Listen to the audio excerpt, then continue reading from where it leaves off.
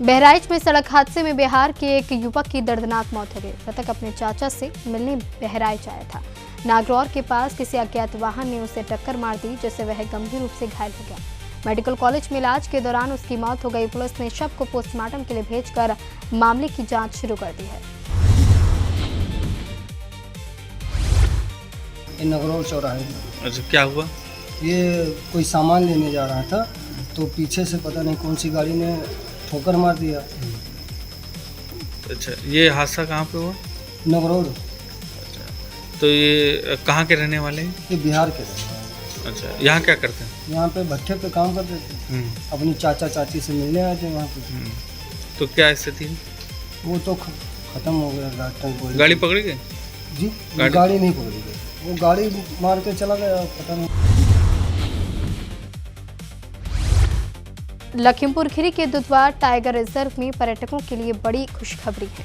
पर्यटकों के बढ़ते उत्साह और शानदार वन्यजीव साइटिंग को देखते हुए पार्क प्रशासन ने दुधवा का पर्यटन सत्र 15 जून से बढ़ाकर 30 जून तक कर दिया है। इस दौरान सैलानी टाइगर, गेंडा, हाथी, भालू और बारहसिंगा समेत कई दुर्लभ वन्यजीवों का दीदार कर सकेंगे। इस वर्ष दुधवा में पर्यटकों की संख्या और राजस्व दोनों में उल्लेखनीय बढ़ोतरी दर्ज की गई है।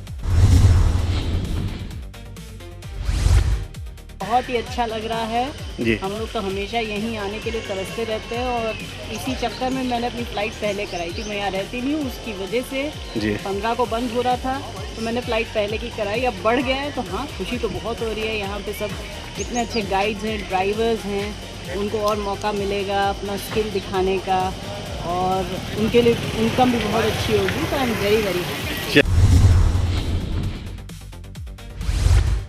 और खुशी की बात है, जो वन्यजीव प्रेमी हैं सभी को इसका बेनिफिट दिखाई पड़ेगा। और साथ में ही इधर हम लोग काफ़ी दिन पहले इधर जब जो है स्टार्ट हुआ था तब हम लोग घूमने गए थे, तो काफ़ी अच्छा इस बार जो है प्रशासन की ओर से भी काफ़ी मतलब चीज़ें बढ़ा दी गई हैं और वन्यजीव के भी दीदार अब जो है इधर टाइगर भी दिखाई पड़ा था और भी काफ़ी जीव जंतु हम लोगों ने देखे थे। और हालांकि अब जब डेट बढ़ाई दी गई है तो और भी पर्यटक को इसका फ़ायदा मिलेगा और लोग आशा है कि लोग घूमने भी आएंगे, उसका उनको फ़ायदा मिलेगा। और हर बार हमारा पर्यटन सत्र जो है 15 जून को बंद कर दिया जाता था। इस बार मानसून लेट होने की वजह से हमारे उच्च अधिकारियों ने निर्णय लिया कि 15 दिन के लिए और नेशनल पार्क को आगे बढ़ा दिया जाए। इससे हम लोगों के रोज़गार में भी इजाफा हुआ है। तो मैं दिल से आभार करता हूं अपने उच्च अधिकारियों का। 15 जून से लेकर 30 जून के लिए 15 दिन के लिए पार्क बढ़ाने के लिए उनका दिल से धन्यवाद और भारत सरकार का भी मैं दिल से धन्यवाद करता हूँ। दुधवा टाइगर रिजर्व का पर्यटक का वो पीरियड टाइम अभी 15 तारीख से 30 जून तक किया गया है और इससे ज़्यादा पर्यटकों को देखने का मौका मिलेगा और हमारा दुधवा टाइगर रिजर्व का भी जो संख्या, गाड़ी का संख्या, पर्यटक की संख्या और हमारा रेवेन्यू भी बढ़ने की उम्मीद है। पिछले साल पर्यटक 70 का अंत तक का 72,000 का जो पर्यटक आया है, इसमें कई विदेश लोग भी हैं। इस बार वो ऑलरेडी 80,000 पर्यटक का वो ज़्यादा हो गया और भी 15 दिन है। बुलंदशहर के खुर्जा जंक्शन रेलवे स्टेशन पर एक दर्दनाक हादसे में रेलवे वेंडर की ट्रेन की चपेट में आने से मौत हो गई। बताया जा रहा है कि गोरखधाम एक्सप्रेसवे के सामने कूद वेंडर को बचाने के लिए प्रयास में जीआरपी का एक सिपाही भी ट्रैक पर कूद पड़ा, जो बाल बाल बच गया। घटना के बाद मृतक के परिजनों ने हत्या का आरोप लगाते हुए हंगामा किया, जबकि जीआरपी अधिकारी ने मामले की जांच शुरू कर दी है। बुलंदशहर में उत्तर प्रदेश की नई ई रजिस्ट्री प्रणाली के विरोध में दस्तावेज लेखन, स्टॉप वेंडर और अधिवक्ताओं का आंदोलन दूसरे दिन भी जारी रहा। शिकारपुर रजिस्ट्री कार्यालय पर संयुक्त रूप से धरना प्रदर्शन करते हुए प्रदर्शनकारियों ने जमकर नारेबाजी की और कार्यालय पर ताला जड़ दिया। हड़ताल के चलते रजिस्ट्री कार्यालय का कामकाज पूरी तरह ठप रहा। प्रदर्शनकारियों का कहना है कि नई व्यवस्था से उनके रोजगार पर संकट खड़ा हो गया है और सरकार को इस फैसले पर पुनर्विचार करना चाहिए। ये निजीकरण जो चल रहा है सरकार द्वारा कि प्राइवेट कंपनियों के हाथ सौंप दिया जाएगा, इसके विरोध में हम लोग पूरे प्रदेश भर में अधिवक्ता समाज, दस्तावेज लेखक सभी इसके विरोध में हैं और अनिश्चितकालीन धरने पर बैठे हैं। क्या दिन से बैनामा नहीं चल रहा? बैनामा तो पूर्ण रूप से जब अनिश्चितकालीन धरने पर हैं तो बैनामा तो रोक ही जाएंगे। क्या असर पड़ रहा है? असर यही है कि जब एक तरह से प्राइवेट में चला जाएगा तो वादकारियों के लिए बहुत बड़ा नुकसान है, अधिवक्ताओं के लिए भी, और कई लोगों के जो ये काम कर रहे हैं अधिवक्ता या दस्तावेज लेखक या बैनामा ये स्टाम्प वेंडर हैं, उनके सभी के परिवार की रोजी रोटी पर हमला है एक सरकार का पूरी तरह से। शिकारपुर रजिस्ट्री ऑफिस में और भी सभी तहसीलों में ई फ्रंट ऑफिस के लिए जो इनके न्याय प्रणाली है जिसमें नियमावली चेंज करी गई है, जो दस्तावेज लेखक और अधिवक्ता गणों को हटाया जा रहा है, इसके उसमें धरना जारी है। हमारी तहसील में कल से धरना चला हुआ है और आज भी चल रहा है और तहसीलों में भी चल रहा है। हम इस सरकार के कानून का विरोध करते हैं और घोर निंदा करते हैं। जब तक ये कानून वापस नहीं होंगे तब तक हम धरने पर अनिश्चितकालीन बैठे रहेंगे। बुलंदशहर के अरनिया थाना क्षेत्र के पला गांव में एक 45 वर्षीय व्यक्ति का शव फांसी के फंदे पर लटका मिलने से सनसनी फैल गई। परिजनों के अनुसार मृतक कर्ज और फसल नुकसान को लेकर काफी परेशान था। सूचना पर पहुंची पुलिस और फॉरेंसिक टीम ने मौके की जांच की और शव को पोस्टमार्टम के लिए भेजकर घटना के बाद परिवार में कोहराम मचा हुआ है।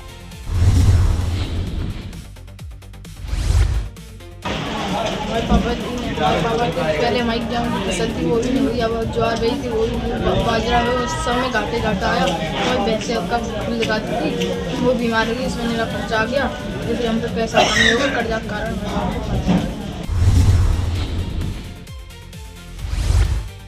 ये मामला साहब उसको लेकर के फसल के उस पर उसका फसल का नुकसान हो गया, गेहूँ पे ओले पड़ गए और आंधी आई, आंधी में भसोड़ गया, पशु पाले कैसे, कर्ज ले करके इसने वो काम किया और उस पर पशु के लिए भी इस पर चारा नहीं, खाने के लिए गेहूँ भी नहीं रहे और जो पैसे वाले इस पर आतंक है भैया पैसे दे दो भैया पैसे दे दो, अब बेचारे को कुछ जरिया रहा नहीं, इसलिए इसने दुखी हो करके परेशान हो करके इसने खुदकुशी कर ली, फांसी लगा।